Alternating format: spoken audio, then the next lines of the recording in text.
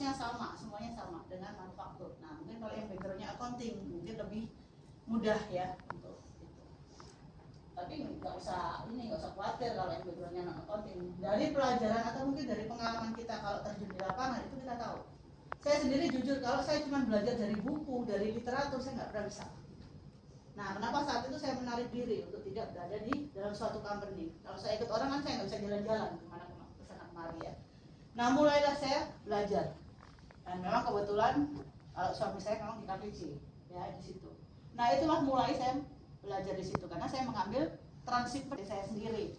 Nah, itu tapi dari situ saya harus tahu eksplorasi. Saya harus tahu ini karena cost-nya itu yang harus kita hitung ya di situ. Termasuk misalnya dia mengeluarkan harga sekian nih, nah ya kan untuk dijual. Termasuk kita juga melayani ekspornya. Nah jadi saya melayani ekspor sampai sekarang saya pegang 3 company untuk melayani ekspor mereka ke beberapa mereka punya ini punya buyer ya. Ada yang di Cina, ada yang di India ya kan sampai ke Vietnam, Rusia itu semuanya rata-rata di sana.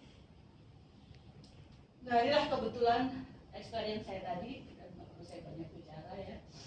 Nah inilah kita belajar masuk ke cost itu sendiri. Nah ini mungkin awalnya kita belajar costnya dulu ya.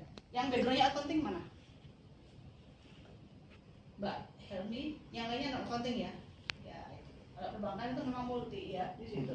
Teman-teman saya itu ada yang teknik industri, ada yang begini. Jadi saat sudah benar-benar untuk menganalisa biaya udah pada kabur semua, udah nggak ngerti ya itu.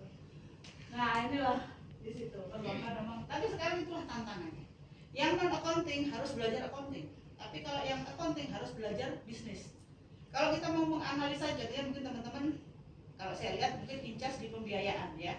Nah kalau kita tidak mengetahui bisnis, makanya accounting jangan pernah tertutup untuk mengetahui bisnis. Cara belajar paling ampuh adalah mengenal kita punya nasabah. Saya dulu banyak belajarnya dari nasabah. Kalau saya nggak incas dengan nasabah, saya nggak ngerti bisnisnya mereka itu seperti apa. Terus cara mereka manajemennya itu loh bagaimana kok bisa sampai seperti itu. Nah itu yang harus kita pelajari. Kita kalau belajar dari literatur bosen ya, mau baca ini apa gitu loh, apalagi ini. Apalagi konsep-konsep bisnis. Tambang itu dia khusus, PSAK-nya sendiri, peraturan akuntansinya sendiri, beda dengan perusahaan yang lain. Jadi untuk pertambangan, konstruksi ini dia sendiri, properti itu sendiri. Nah jadi PSAK itu berbeda. Memang perbankan, nah semuanya beberapa perusahaan tambang itu memang dia punya yang namanya faktor loss ya. Nah faktor lossnya itu berapa persen? Nah itu yang mungkin nanti buat hitungan teman-teman semua. Jadi misalnya dia punya produksi katakanlah 10.000 ton, nah dia punya faktor lossnya itu berapa persen?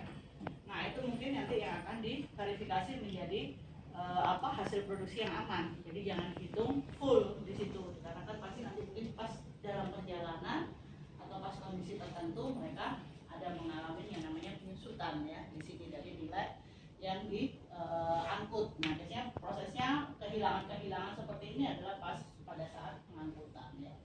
Nah itu jadi mungkin ditanyakan faktor lossnya berapa persen. Nah itulah yang akan menjadi perhitungan untuk teman-teman semua. Jadi mungkin ada metode untuk costing juga saat mereka untuk diminta sesuai dengan pesanan. Nah itu juga ada perhitungan costnya.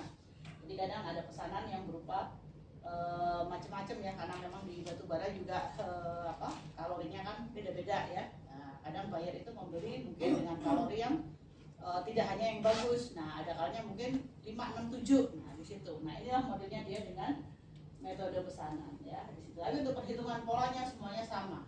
Perhitungan dari segi cost, dari segi semuanya ya tetap sama. Tinggal paling yang berbeda ya pasti harga jual ya.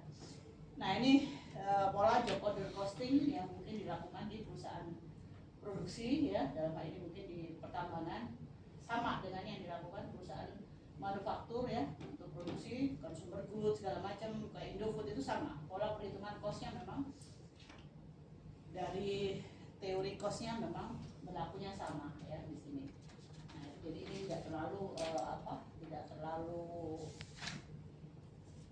berpengaruh intinya kalau untuk teman-teman semua di hal pembiayaan, karena nilai cost itu memang semuanya sudah dihitung secara proporsional ya dari semua, walaupun mungkin dengan kualitas dan segala macam mungkin ya dengan harga yang berbeda-beda ya.